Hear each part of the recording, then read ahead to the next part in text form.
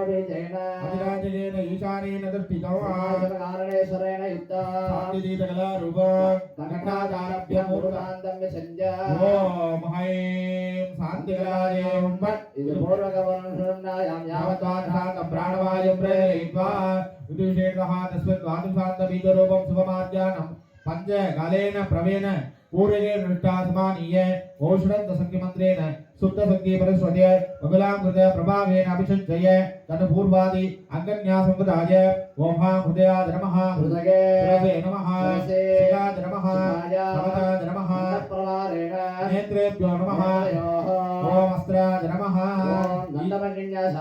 ओम ईशानमूर्ताय नमः चतुर्दोत्राय नमः अघोरहृदयाय नमः वामदेवपूज्याय नमः सत्योजातमूर्तये नमः दिव्यस्य ईशानमूर्ताय नमः चतुर्दमूर्ताय नमः अघोरमूर्ताय नमः वामदेवमूर्ताय नमः सत्योजातमूर्ताय नमः ओम ईशानवक्त्राय नमः ओम अघोरवक्त्राय चतुर्दोत्राय नमः अघोरवक्त्राय नमः वामदेववक्त्राय नमः सत्योजातवक्त्राय नमः ओम शान्तिदीपकलाय नमः शान्तिकलाय नमः विद्याकलाय नमः प्रतिष्ठाकलाय नमः निर्वर्तिकलाय नमः उद्वन्यस्याः अंतर्मार्गान्यासः ओम विधि देवी न्यासः संपूज्य ओम वासस्थलकलज्ञे सौपकारे पद्मे गरुडमार्गातो वारणास्यं गणेशम् अभयवर्गहस्तो सारुभाषाकुशेतको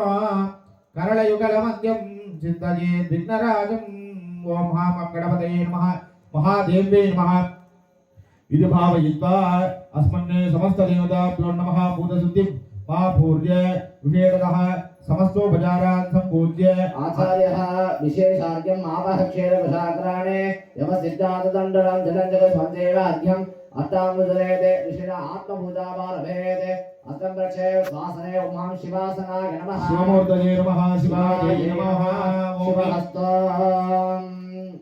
शिवहस्तं सम्पूज्य स्वदक्षिणे हस्तरेण वामाङ्गुष्ठेन गन्धने पितमूर्तिं विन्नस्य अनिष्टानादि ईशानादि ब्रह्मवञ्जकं विन्नस्य विद्यादेहनेत्रं विन्नस्य अनिष्टादि हृदयादि मन्त्राणं विन्नस्य शिवम् आवाह्य परमेगत्य तेजोरूपं त्याज्वा अधिरोप्य ब्रह्ममन्त्रेण प्रविष्टेन तेजोभिवाप्य अन्तर्भागमस्य सत्योजातिमन्त्रं जात्य ओम शिवोहम शिवोहम शिवोहम शिवोहम इति भावयेत् इति विषेकतः चतुर्भुजं दृढनेत्र अभ्यमादोत विग्रह अंतर्गतलाडाक्षं अंतर्गतगतध्वज अंतर्गतापराशक्तिं मन्ये देशकविग्रह ओम कृतयकमलमध्ये दीपवेद्वेदसारो प्रणवमाद्यतार्गो योगिना हृत्यकम्यो विगितहरिशिवयोगो सर्वदेवस्वमेको कृतजाभिमानसाद्यो ध्याने सर्वयोगी ओम आचार्यः संगत्वादर्गोणे रविशोदपके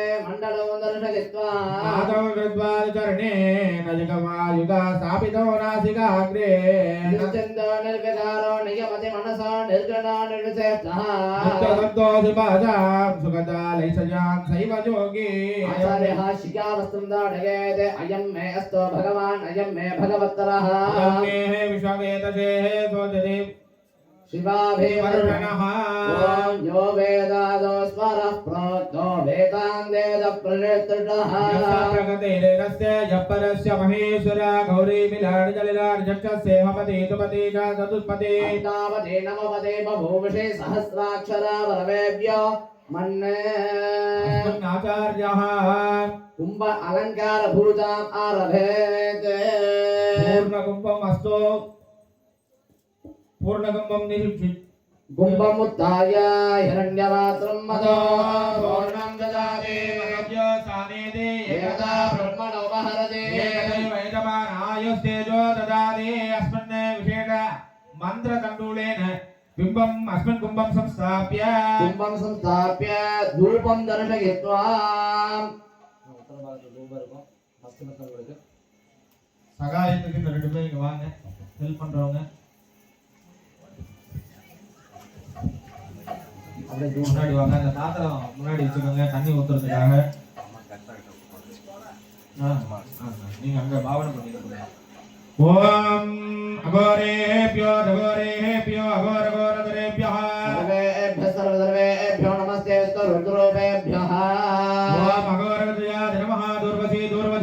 धूर्वदं धूर्वयं धूर्वामः विषेणतः धूपं प्रेतयित्वा आचार्यः विषेणतः संस्थाप्य विषेण लवङ्गद्रव्याणि संबोधयित्वा समस्तद्रव्याणि संबोधयित्वा यथाशक्तिर् समस्तद्रव्याणि பூர்ணகும்பம் அலங்கிருத்திய, அதாவது இந்த கும்ப அலங்காரம்னு சொல்லக்கூடிய வைபவம். இந்த கலசம் ஏன் வச்சிருக்காங்க அப்படின்னா, இந்த கலசத்துல அம்பாள் எப்படி வரா அப்படின்னு நம்ம தெரிஞ்சுக்கணுமா வேணும். அந்த கலசமானது சுவாமிக்கு இந்த பொருளை தேர்ந்தெடுத்து வாங்குறோம். இந்த உலோகத்துல, அதாவது பித்தளை அப்படின்ற உலோகத்துல ஒரு குடத்தை தேர்ந்தெடுத்து வாங்குறோம். அந்த தேர்ந்தெடுத்த நம்ம வாங்கிய குடம் தான் சுவாமியுடைய உடம்பாகவும். ஒரு மனுஷனுக்கு பாத்தீங்கன்னா உடம்புல 72,000 நரம்புகள் இருக்குன்னு சொல்லி அறிவியல் ரீதியா சொல்லியிருக்காங்க. இதெல்லாம் நம்ம ஆளுங்க எப்போ கண்டுபிடிச்சிட்டாங்க. இந்த அறிவியல் எல்லாம் இல்லாத போது நம்ம பெரியவங்களுக்கு எல்லாம் சாதாரணமா அப்பவே கண்டுபிடிச்சிட்டாங்க. அத பொருட்டு இந்த கலசங்கள்ல நூல் சுத்தி இருப்பாங்க. அந்த நூலானது இறைவனுடைய நரம்புகளாகவும், அந்த கலசத்துக்கு மேல சாத்திருக்கிற வஸ்திரமானது சுவாமியுடைய தேகம்னு சொல்லக்கூடிய உள்ள இருக்கக்கூடிய சதை பகுதியாகவும், அதற்குள்ள போடக்கூடிய தூபம்னா என்ன, வாயு காத்து இருந்தாதான் நம்மளால இருக்க முடியும். அந்த தூபம், அந்த வாயுவை உள்ள நினைச்சு, முதல்ல வாயு, அந்த காத்தும் உடம்புக்குள்ள காத்து இருக்கும். அதுக்கப்புறம் ஏலக்காய், லவங்கம், ஜாதிக்காய், பச்சை கற்பூரம், ஜாதிபத்திரி, கிராம்பு அப்படின்னு சொல்லக்கூடிய இந்த வகையான மூலிகைகள்லாம் அந்த கலசத்துல சேர்க்கப்படுது. அந்த மூலிகைகள் எப்படி இருக்கு அப்படின்னு பாத்தீங்கன்னா, நம்ம உடம்புல ஹார்மோன்ஸ் இருக்கும் இல்லையா, நுண்ணுயிர்கள், உடம்புல நுண்ணுயிர்கள், சின்ன சின்ன நுண்ணுயிர்கள், அந்த திரவியங்கள் எல்லாம் சாமியுடைய நுண்ணுயிரிகளாகும். அதை சேர்க்கக்கூடிய சில்லறை காசுகள், எலுமிச்சம்பழம், இந்த மாதிரி விஷயங்கள் எல்லாம் சாமியுடைய உள் உறுப்புகள். அதாவது நம்ம உடம்புக்குள்ள நிறைய உறுப்புகள் இருக்கு. அந்த எலுமிச்சம்பழம் அந்த சுவாமியுடைய உள் உறுப்புகளாகவும், நம்ம எல்லாம் சேர்ந்து புனித நீர் எடுத்துட்டு வந்தோம், தீர்த்தம். நம்ம எடுத்துட்டு வந்த தீர்த்தமானது சுவாமியுடைய உதிரம்னு சொல்லக்கூடிய ரத்தமாகவும், அதுக்கப்புறம் பாத்தீங்கன்னா அந்த ரத்தமாக இந்த நீரானது இருக்கும். அதனை தொடர்ந்து பாத்தீங்கன்னா என்ன பண்ணுவாங்க அப்படின்னா, தர்பையினால ஒரு முடிச்ச போட்டு தர்ப புல்லு வச்சிருப்பாங்க. நீங்க பலவிதம் இந்த இடத்துல இருக்கீங்க, இந்த காட்டு பாதையில புல்லு நிறைய பார்த்துருப்பீங்க. ஏதாவது ஒரு பில்லை எடுத்து புடுங்கி நம்ம வீட்டு மேல போட்டு காய போட்டுறோம். அந்த காய போட்ட பில்லை மறுபடியும் தண்ணியில போட்டா பச்சை ஆகுமா? ஆகாது. ஆனா தர்பையை போட்டா பச்சையாகும். அது ஏன் அப்படி ஆகுது அப்படின்னா, எந்த பொருள்ல நம்ம போட்டாலும் அந்த பொருள்ல இருக்கக்கூடிய எல்லா விஷயத்தையும் ஈர்க்கக்கூடிய சக்தி அந்த தர்பைக்கு உண்டு. அதனாலதான் பூஜையில தர்பை அப்படின்றது அவ்வளவு முக்கியமான பொருள். இந்த தர்பையினால கூர்ச்சம்னு சொல்லக்கூடியது, அந்த ஐயர் வெப்பார், அந்த வெப்பார் நீங்க ஒன்னொன்னா கவனிச்சிடலாம். அந்த கூர்ச்சம்னு சொல்லக்கூடிய அந்த தர்பை புல்லுனால முடிச்ச போட்டு அந்த குடத்துல சொருகி வைப்பாங்க. அந்த தர்பை புல்லானது சுவாமியுடைய முதுகு எழுப்புகளாகவும் இருக்கும். அதுக்கப்புறம் அதுல வைக்கக்கூடிய மாயிலையானது சுவாமியுடைய கூந்தலாகவும், அதுக்கப்புறம் வைக்கக்கூடிய தேங்காயானது சுவாமியோட முகம். எப்படி சுவாமி படைச்சிருக்காரு பாருங்க, அந்த தேங்காயை தன்னுடைய முகமா நம்மளும் யூஸ் பண்ணணும், தன்னுடைய முகமா நம்மளும் பாவிக்கணும் அப்படின்னு அந்த தேங்காய்க்கு 3 கண்ணோட படைச்சிருக்காரு சுவாமி. தேங்காய்க்கு 3 கண்ணு இருக்குல்ல, அப்ப முகத்துல கண்ணு இருக்கு, சுவாமிக்கு கண்ணு இருக்கு. அந்த தேங்காயில 3 கண்ணாகவும், அந்த தேங்காயில இருக்கக்கூடிய குடுமின்னு சொல்லக்கூடிய சிகையானது சுவாமியுடைய கிரீடமாகவும் விளங்குது. அப்போ இப்ப சுவாமிக்கு என்னென்ன வந்தது, உடம்பு வந்துருச்சு, சதை வந்துருச்சு, நாடி நரம்பு வந்துருச்சு, எலும்பு வந்துருச்சு, உடம்புக்குள்ள ஒரு உறுப்பு வந்துருச்சு, முக்கியமான விஷயம் ரத்தம் வந்துருச்சு, முடியெல்லாம் வந்துருச்சு சுவாமி. அப்போ இன்னொரு விஷயம் என்னது, உயிர். அந்த உயிர் அப்படிங்கிறது சுவாமி எப்படி வருது அப்படின்னா, அந்த பரமேஸ்வரனால நெற்றிக் கண்ணுல இருந்து தோன்றதுதான் வேத மந்திரம்னு சொல்லுது. இப்ப நாங்கெல்லாம் சொல்ல மந்திரம் அந்த இறைவன் சிருஷ்டிச்சது, அந்த இறைவன் உருவாக்கி கொடுத்தது. இப்படிதான் இருக்கணும், இப்படிதான் பண்ணணும், இதுதான் அப்படின்னு சொல்லி வழிமுறையை அந்த இறைவன் வகுத்தது. அந்த வகுத்தபடி அவர் சொன்னபடிதான் அந்த கும்பாபிஷேகம் எல்லாம் நடக்குது, எந்த வித மாற்றமும் இருக்காது. அதனால அந்த இறைவனுடைய உயிராக அந்த மந்திரமானது இருக்கு. ஒரு யோசனை வரும், சாமி மந்திரம் நீங்க தானே சொல்றீங்க, அங்க எப்படி சாமி போகும்? சிந்தனை வருதா? மந்திரம் நான் சொல்றேன், அங்க எப்படி போகும்? உயிர் என்கிட்ட தானே இருக்கு, மந்திரம் நான் தானே சொல்றேன், என்கிட்ட தானே இருக்கு அப்படின்னு யோசிக்கலாம். அப்படி யோசிக்கிற சமயத்துல அந்த தர்பைக்குண்டான சக்தியை நம்ம அந்த இடத்துல எடுத்துக்கணும்.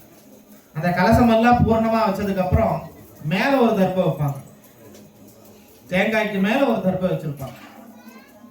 அந்த தர்பையின் மூலமாக சொல்லக்கூடிய மந்திரங்கள் எல்லாமே வாயு மூலமாக அந்த தர்பை என்ன பண்ணும்னா ஈர்க்கும். அப்ப ஈர்த்து ஈர்த்து ஈர்த்து என்ன பண்ணும் அப்படின்னா அந்த தீர்த்தத்துல சேர்க்கும். உள்ள இருக்கக்கூடிய பொருட்கள்ல அந்த மந்திர சக்திகளை எல்லாம் அந்த தர்பை கொண்டு போய் சேர்க்கும். அந்த கொண்டு போய் சேர்க்கும் போது அந்த இறைவன் அந்த கலசத்துல முழுமையாக வந்து அமர்ந்துடுறார். அந்த அமர்ந்த இறைவனை என்ன பண்றோம் அப்படின்னா பாலாலயம்னு சொல்லக்கூடிய நிகழ்வு. இந்த கோயில் திருப்பணி ஆரம்பிக்கிறதுக்கு முன்னாடி பாலாலயம் சொல்லி அந்த சுவாமியுடைய உயிர் கலைகள் எல்லாம் எடுத்து ஒரு இடத்துல வச்சிருக்கோம். மறுபடியும் அந்த கலசத்தை அந்த இடத்துல எடுத்துட்டு போய் இங்க இருந்த அன்னையினுடைய முன்னாடி இருந்த சக்திகளை எல்லாம் அந்த கலசத்துல ஆவாகனம்னா அழைத்து வளவரைத்து அமர வைத்து அப்படின்னு சொல்லுவாங்க. அந்த கலசத்துல அந்த சக்திகளை எல்லாம் எழுந்தருள செய்து மேலும் இன்னும் உயிரூட்டுறது. அதாவது நம்ம எக்ஸசைஸ் பண்ணோம்னா உடம்பு எப்படி இருக்கும்? ஆரோக்கியமா இருக்கும். உடம்புக்கு தேவையான விஷயங்களை நம்ம பண்ணிக்கிட்டோம் அப்படின்னா நம்ம உடம்பு எப்படி இருக்கும்? நல்லபடியா இருக்கும்.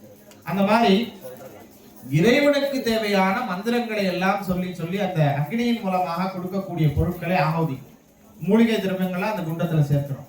அந்த மூலிகை பொருட்களால அந்த இறைவனுக்கு மந்திரங்களை சொல்லி மென்மேலும் அந்த உயிர் சக்திகளை மேம்படுத்துவதுதான் கும்பாபிஷேகம். ஒரு ரீசார்ஜ் மாதிரின்னு சொல்லுவாங்க. நம்ம போன் சார்ஜ் இல்லைன்னா டப்புன்னு சார்ஜ் போடுறோம், போன் உயிர்ப்பிக்குது. அந்த கரண்ட் வந்ததுன்னா போன் டப்புன்னு நம்ம ஒர்க் பண்றதுக்கு சரியா இருக்கு. அந்த மாதிரி இறைவனுடைய இந்த கும்பாபிஷேகம் அப்படின்றது ஒரு ரீசார்ஜ் மாதிரின்னு சொல்லுவாங்க. 12 ஆண்டுகளுக்கு ஒரு முறை இந்த கும்பாபிஷேகம் நடத்தணும் அப்படின்னு சொல்லி வேத சாஸ்திரத்துல சொல்லியிருக்காங்க. ஏன் அப்படின்னா அந்த இறைவனிடத்துல அந்த இறைவன் எங்கேயும் போக மாட்டார். சாமி வந்து என்னைக்கும் இருக்கிற மாதிரியே தான் இருப்பார். ஆனா இருந்தாலுமே இந்த 12 ஆண்டுகளுக்கு நம்ம செய்த ஒரு சில தவறுகளுக்கு விமோசனம் அளிக்கணும் அப்படின்றதுக்காக தான் கும்பாபிஷேகம். 12 வருஷத்துல எல்லாமே கரெக்டா நடந்துடும் அப்படின்னா சாத்தியமே கிடையாது. எந்த கோவிலையும் கிடையாது, யாருமே கிடையாது. அந்த விமோசனம் எல்லாம் அந்த விதமான பாவங்கள் எல்லாம் நிவர்த்தி ஆகணும் அப்படின்னு சொல்லி அந்த இறைவனுக்கு மறுபடியும் திருக்குட நன்னீராட்டு பெருஞ்சாந்தி பெருவிழா. அந்த திருக்குடத்துல இருக்கிற நீரை நன்னீர்னா அந்த மந்திர நீர் அப்படின்னு சொல்லுவாங்க. அந்த மந்திர நீரினால சுவாமி நீராட்டு பண்ணி அந்த வைபவமான கும்பாபிஷேகத்தை நல்லபடியா நடத்துறோம். ஆகையினால இந்த கும்ப அலங்கார வைபவமானது சிறப்பு நடைபெற்றது. தற்பொழுது இல்லாமல்ல இறைவனை அந்த கும்பத்திலே எழுந்தருள செய்து இந்த வைபவமானது சிறப்புற துவங்கப்பட இருக்கின்றது. ஆச்சாரியா சமஸ்த விசேஷ பூஜாமாரபேதே கும்பேனதா தேவி பூஜயித்வா கௌமாரி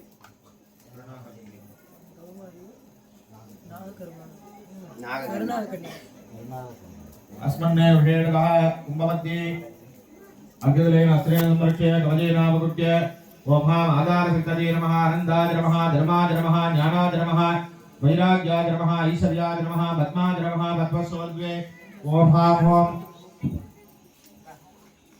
करुणाक कन्यम्बिका सनातन नमः करुणाक कन्यम्बिका मूर्ते नमः करुणाक कन्यम्बिका नमः विद्यादेगाय नमः ओम नेत्रेभ्यो नमः ओम ओम कौमारिम्बिका सनातन नमः कौमारिम्बिका मूर्ते नमः कौमारिम्बिका नमः विद्यादेगाय नमः ओम नेत्रेभ्यो नमः अस्मन्ने करुणाक कन्यम्बिकायै नमः कौमारिम्बिकायै नमः मूलेनावाग्यावाहनादि अभ्यन्तत्वा इति विशेषतः धूपदीपनैवेद्ये आराधना पूजा करिष्ये यन्दानुवादयन्ने उषाकं कुलो अपेरं भ्रमन्तन्वमनोहर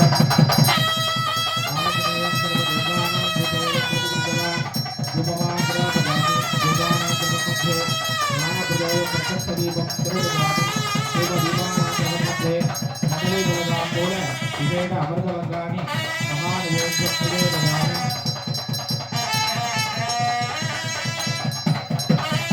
ओभूर्भुवस्सुमः विशेषतः कदलीफलनादि देवता पूर्णस्थ सर्वामृतनिवेद्यप्रदेशगानि मुद्गरमाजनमेयज्ञानि मङ्गलकर्पूरनीराजनं दर्शयामि महादेव नमः समस्त कर्पूर नीराजन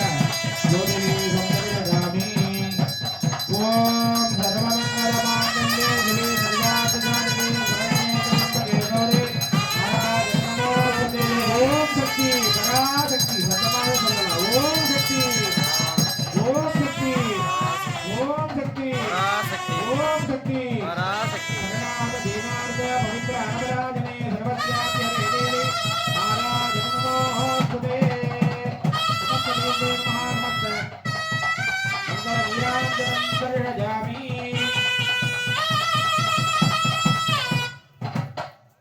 இந்த கோவில் பூஜை பண்றவர் ஜெயிச்சுக்கோங்க. அவர் கையில தட்டு மணி கொடுத்து